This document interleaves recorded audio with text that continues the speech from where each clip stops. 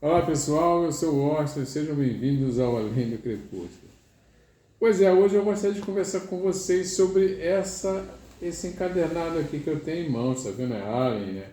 A História Ilustrada, que é a adaptação oficial em quadrinhos do filme Alien, o Oitavo Passageiro, o primeiro, né? Gente, vocês já devem ter reparado, né, quem assiste o meu canal aí, que eu gosto muito do Alien. Tem até uma aqui, tá vendo?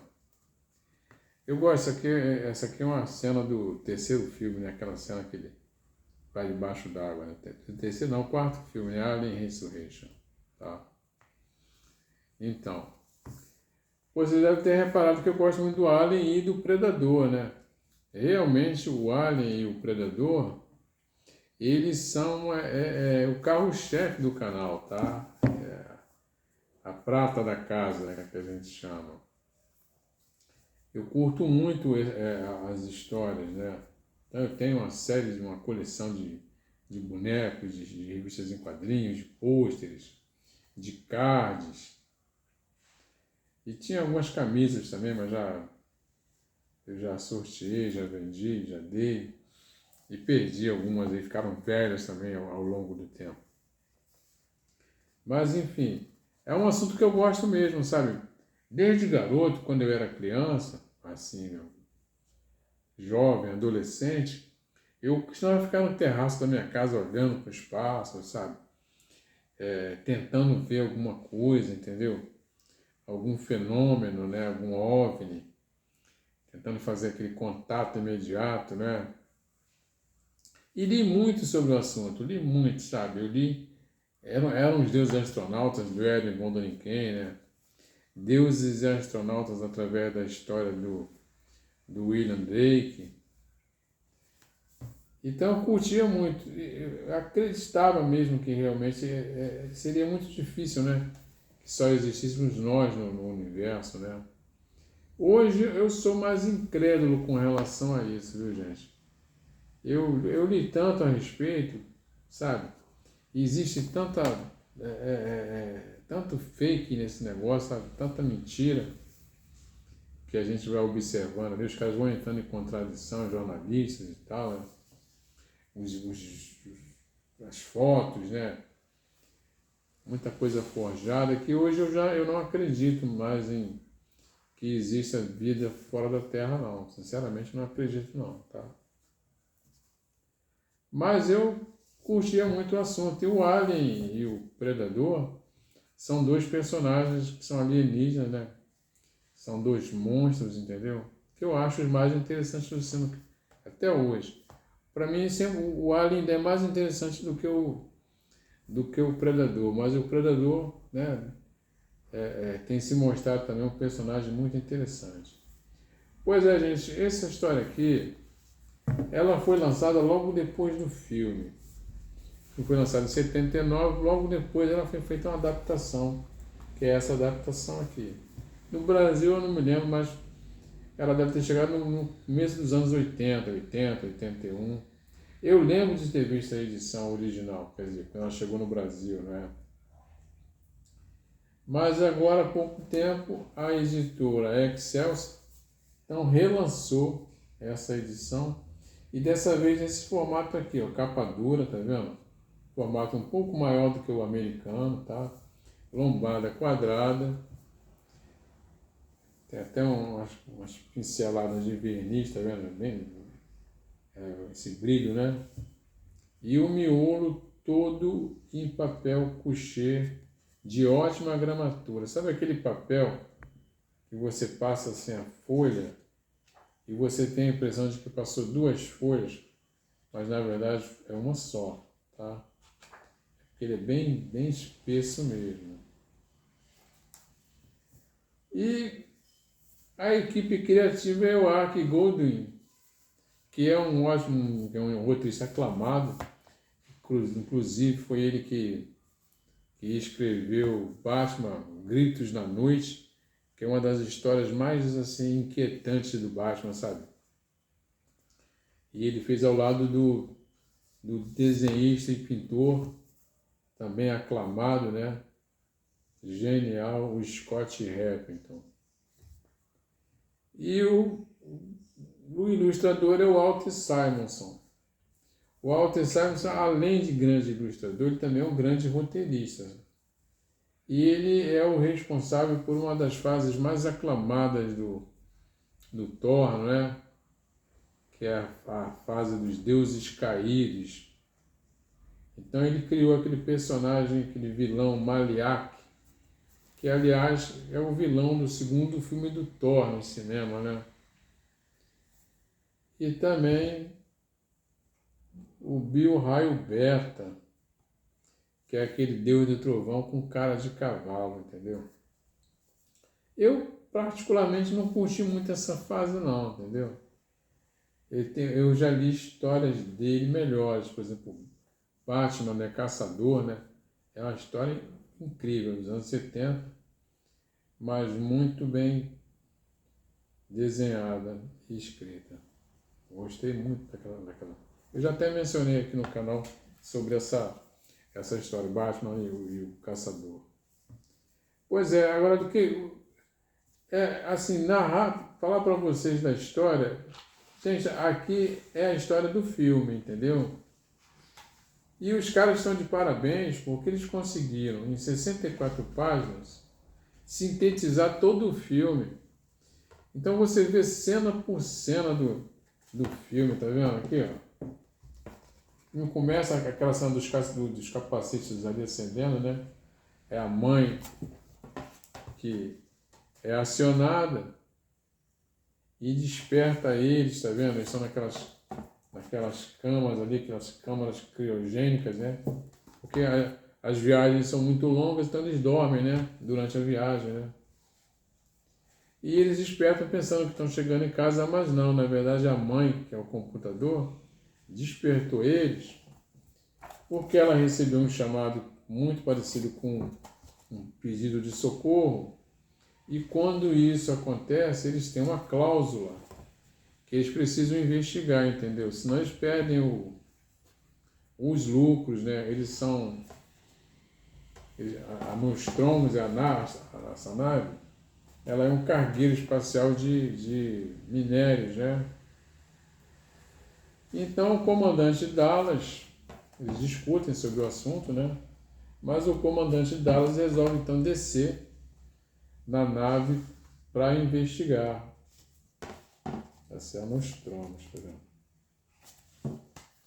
e ele faz isso na companhia do imediato dele, que é o Kane, e da oficial Lambert, tá? Então eles usam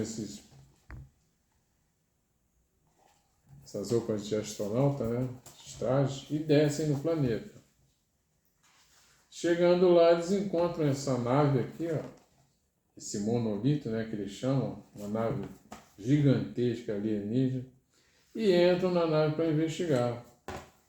Aí deparam com essa carcaça aqui, homem-máquina, né, que chamam, que é o Space Jockey, o Enigma do Espaço, cuja proposta do filme Prometheus era explicar o que essa criatura está fazendo aqui, o que aconteceu nessa nave. Essa era a proposta do Ridley Scott, mas essa proposta não se cumpriu. O filme não explicou porcaria nenhuma, entendeu? A gente sabe que se trata de uma raça chamada engenheiro, que provavelmente são semeadores do mundo, né? Foi quem criou a raça humana. Mas essa nave aqui e esse personagem aqui não foi explicado, tá? Isso não explicou. Ele tem até o peito, um rombo ali no peito, né? Provavelmente saiu um alien dali. E aí eles se aprofundam, e o Kane é atacado, né? Por essa criatura aqui, ó, que a gente chama de facehugger, ou agarrador, né? Parece uma mão, né? E eles então levam o Kane com essa criatura. E contrariando as ordens da Tenente Ripley, tá? Porque a Ripley, quando o Parker, quando o Dallas e o Kane não estão a bordo, é ela que fica no comando. E o protocolo diz que eles têm que ficar para evitar alguma contaminação, né? Se eles estão bem. Então eles têm que ficar fora. Mas aí o oficial de justiça, o Ash, médico, né? Deixa ele entrar. E ele entra assim, tá vendo? Essa criatura no rosto. Depois a gente vai saber que esse bicho deixou um embrião no corpo no Kane. Depois ele desagarra, né, do Kane. Tem até a cena que eles estão procurando a criatura, né?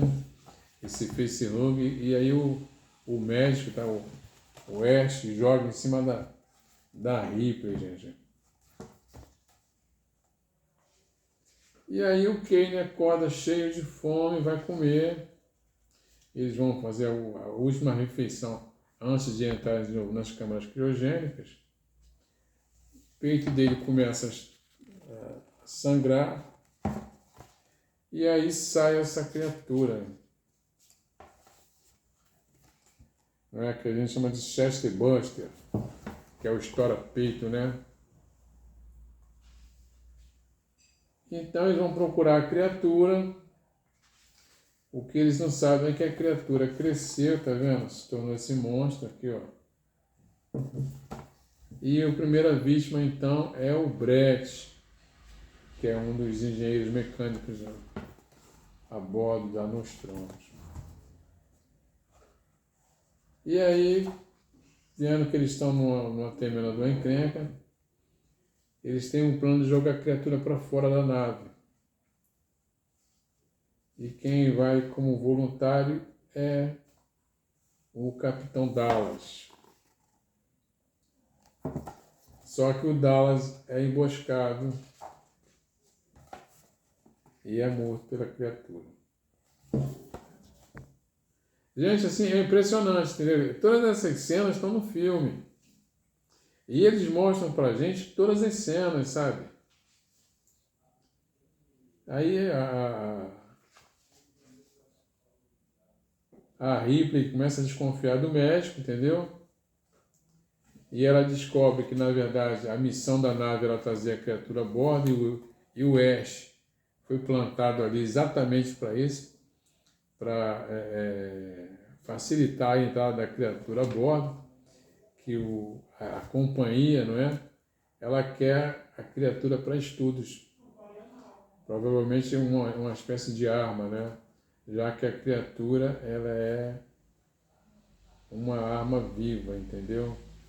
É um mecanismo de destruição perfeito. E aí eles descobrem que o Ash é um robô, não é? O Ash tenta matar a Ripley, o Parker impede. E aí eles pegam a cabeça do Ash, tá vendo? A fim de obter informações se ele sabe um meio de destruir a criatura. E o Ash informa que não. A criatura é imbatível.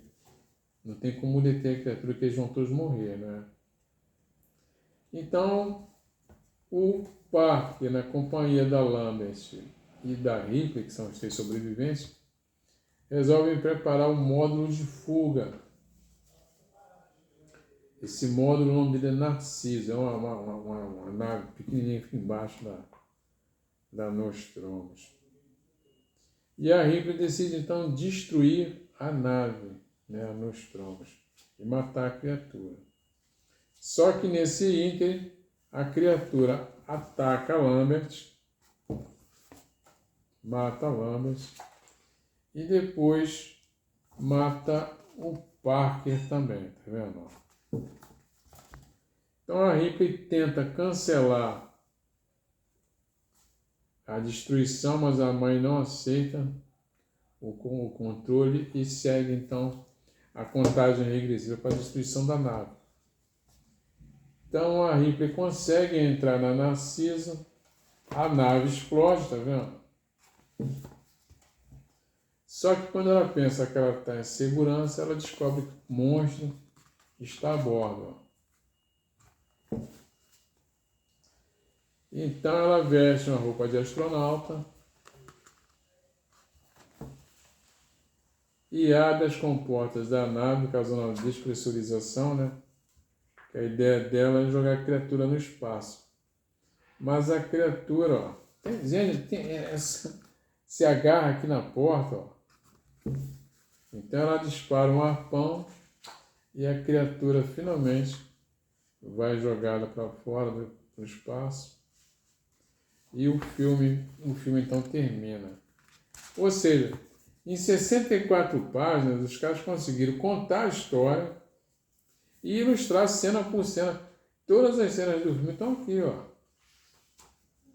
Estão aqui. Numa diagramação bem empolgante, entendeu? O clima também, né? As cores ficaram bem legais. Ou seja, perfeito. Tem até um elogio do Frank Miller aqui, que é o genial criador do Batman, né?